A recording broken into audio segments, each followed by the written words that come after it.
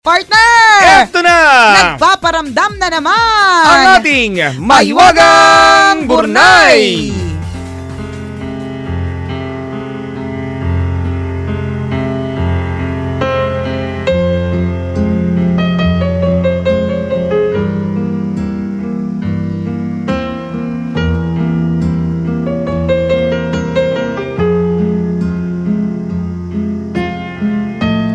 Sabi na isang periscoper natin, bakit daw angat daw ako ng angat ng puwet? Ang luwag ng pants ko.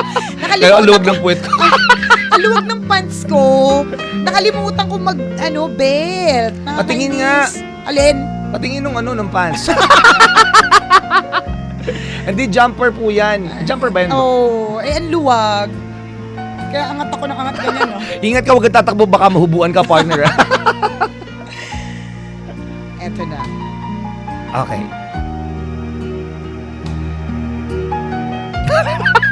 Bakit? Nakita mo? Delayed kasi napapanood ko eh.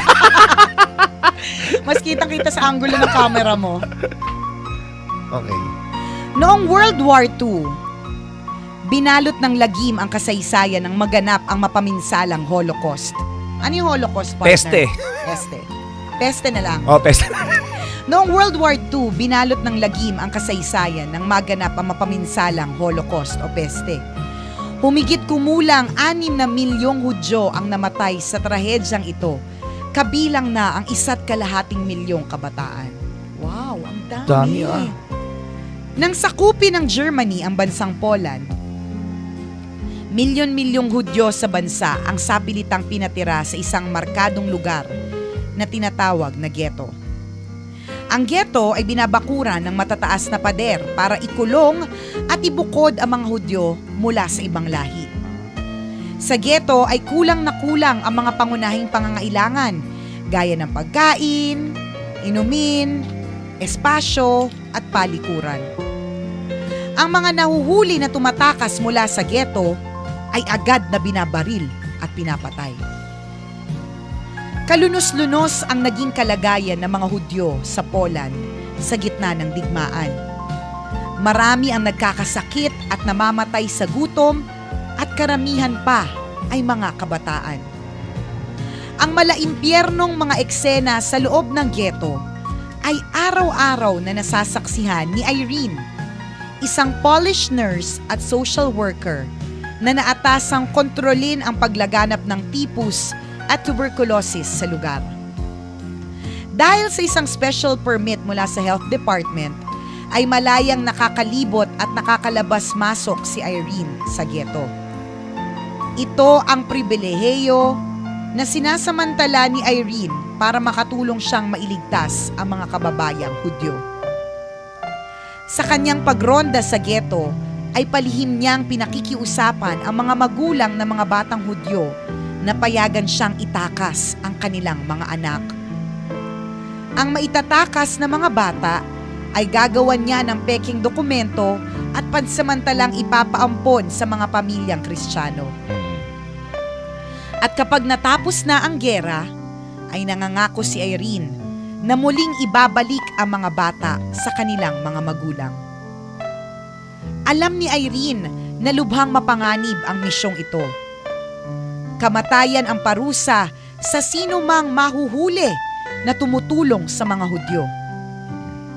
Sa kabila nito, ay hindi siya nagpatinag sa takot dahil mas matimbang sa kanyang puso ang pagsalba sa buhay ng iba. Tapang, no? Lakas ng loob. Tapang at tao, hindi atakbo. Araw-araw ay nililibot ni Irene ang ghetto. Palihim at isa-isa niyang itinatakas ang mga batang Hudyo. Minsan ay inilalagay niya ang bata sa isang makapal na sako para maitakas. Isang beses ay maingat niya ring ipinagkasya ang isang sanggol sa isang toolbox at binitbit niya ito hanggang sa ligtas na maisakay sa ambulansya. Sa kanyang mga pagkilos ay lagi niyang kasakasama ang isang aso na sinanay niya para tumahol ng tumahol. Nakakatulong ang pagtahol ng aso para matabunan ang pag-iyak ng mga bata at lumayo dahil sa ingay ng mga gwardya. Ang mga pangalan ng batang naitakas ni Irene ay isinusulat niya sa isang pirasong papel kasama ng address at iba pang pagkakakilanlan dito. Ang mga piraso ng papel na ito ay sama-sama niyang itinatago sa isang garapon na ibinabaon niya sa lupa ng isang bakuran na siya lamang ang nakakaalam. Sa umpisa ay naging matagumpay ang lihim na operasyon ni Irene. Subalit isang araw ay nahuli siya ng mga gwardya sa kanyang ginagawa. Lakaw. Dinakip si Irene at brutal ni pinahirapan. Pinilayan ang kanyang mga binti at mga kamay. Winasak ang mukha at pilit na pinapaamin kung saan dinadala ang mga bata. Hindi umamin si Irene sa kabila ng mga pagpapahirap sa kanya hanggang sa patawan siya ng parusang kamatayan. Ko. Habang nakakulong, ay hindi pinagsisisihan ni Irene ang ginawa niyang pagtulong. Para sa kanya, ay masaya na siyang mamamatay kapalit ng mga inosenteng buhay na kanyang naisalba.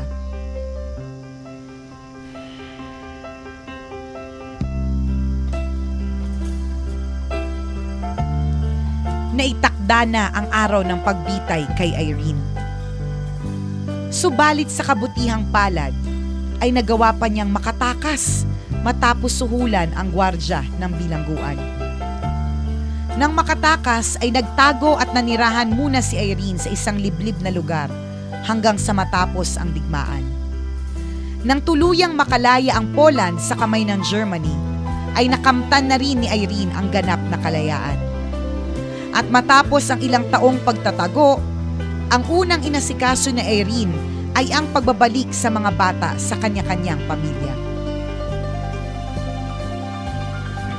Binungkal ni Irene ang garapon na naglalaman ng mga pangalan at impormasyon ng mga naisalba niyang kabataan.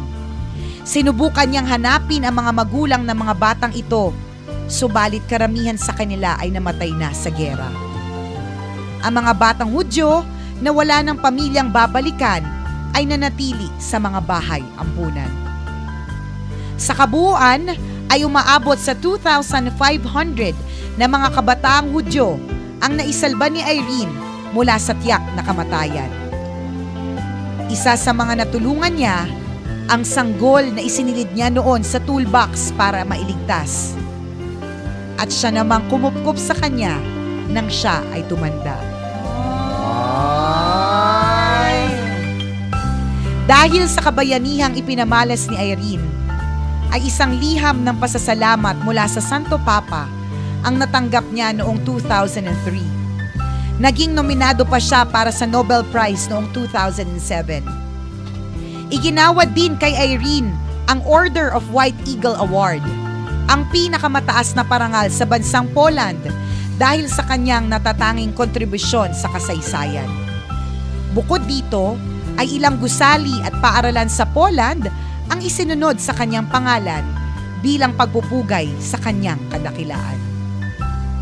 Taong 2008, sa edad na 98, ay tuluyan nang namaalam si Irene sa mundong ito. Dala-dala ang respeto at pagsaludo ng maraming tao.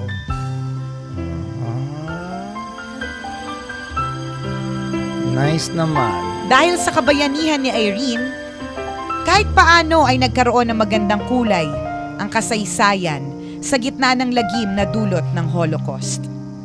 Patunay lamang ito na kayang-kayang manaig ng kabutihan laban sa kasamaan.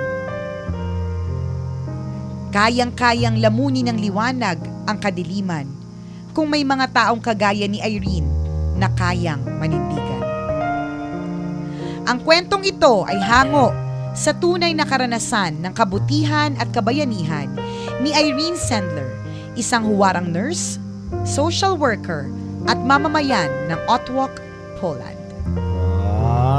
Idol! Idol! Grabe! Ay, Galing, saludo no? kami sa iyo, Irene, kung saan ka man naroroon ngayon. Correct ka. Inspirasyon ka sa sambayan ng Pilipino, kahit taga-Poland ka. Correct. Hindi, totoo. Mm. Yung mga ganyang klase mga kwento, lalong-lalo na yung kwentong gera, it makes me realize and it makes me want to tell everybody else that we are so blessed that we are not in a state of war. Tama. Kaya please mga kabisyo, wag na po nating hanapin ng gera. Huwag tayong humanap ng gulo. Oo, Di ba? Payapang-payapa tayo correct. namumuhay dito. Tapos gusto nyo ng gera? Ang hirap-hirap kaya. Hanap tayo ng hanap ng gulo. Correct, mga bata mawawalay sa atin. Yung mga batang, alam mo partner, hindi ko yun may imagine eh. Yung batang pinalaki mo, tumatawa kayo ng sabay, nagtatawanan kayo sa gabi, isang araw dahil gera, iwawalay sa'yo. Dahil yung bata, pwedeng i-train para maging sundalo, o kaya yung bata, ibebenta. Diba? Totoo. Magkakaroon, ita-traffic, mag-human trafficking. Diba? Correct yung katotohanan na ngayong araw na ito, normal kang nakakapasok Correct. sa eskwelahan. At Normal walang- kang pumapasok sa Tama, trabaho. na Diba? walang nangaharang sa'yo. Totoo. Malayang-malaya ka gawin ang lahat ng pwede mong gawin, di ba? Isang bagay na dapat mong ipagpasalamat today. Wala tayo sa state of war. Correct. Isipin nyo na lang po, ito yung kwento na may Hiwagang Burnay, noon pa to nangyari. Poland, World War II, di ba? Isipin nyo na lang po yung nangyayari sa Syria. Di ba nakita nyo po yung mga kabataan washed up sa shore? Kasi Nakakangilo, no? Hindi wala ko- silang mapuntahan. Hindi nila alam kung saan. Di ba? Isipin mo na lang, kasi partner yung batang namatay, hindi na niya alam yun eh. Tapos na, yung tunay ng buhay niya. Pero yung mga naiwan. Yung mga naiwan. Isipin mo kung gaano, kung mabubuhay pa siya hanggang 98, 97 years old, di ba? Dala-dala niya yung sakit na nawalan siya ng anak dahil sa gera. Di ba? Napakahirap. Let's all be thankful mga kaibigan. Malaya tayong nakakagalaw Correct. ngayon. Yan o, nakakanganga ka, tapos kumakain Di ka ba? ng banana Q. Ipagpasalamat mo nakakain ka ng banana Q today. Totoo, ikaw na maplanong manood ng sine mamaya. Di ba ang laya mong magagawa Correct. yan? Di ba? Ang laya mong makapamili, ang laya mong makapag-commute. Magsha-shopping ka mamaya, di ba? Correct. Ang sarap ng mga plano natin, pero magagawa pa ba natin yan kung may gera sa bansang Tama. ito? Di ba? Hindi natin magagawa yun. Lahat tayo matitigil sa ginagawa natin. Correct. Titigil ang pag-aaral mo, titigil ang trabaho mo. Titigil Di ba? ang pagpunta mo sa mall, titigil ang love life mo. Paano Diyos ang ko, lahat ng yan? matitigil ang love life mo. Walang kissing-kissing. Di ba?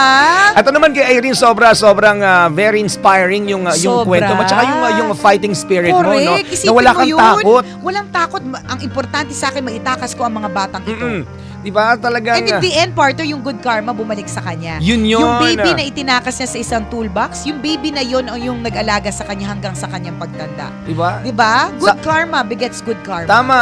Do what you can wherever you are and whatever you have and later on you will receive a reward. Correct. Sabi Totoo nga ni yan. Confucius, mga kabisyo, be the change that you want to see in the world. Oh, So, diba? ibig sabihin, sa'yo na mismo mag-umpisa. Tingnan mo si Erin, wala man siyang kasamang tropa eh. Aso lang eh. Correct. Pero hindi niya, sabi niya, sa sarili niya, gusto ko ng pagbabago.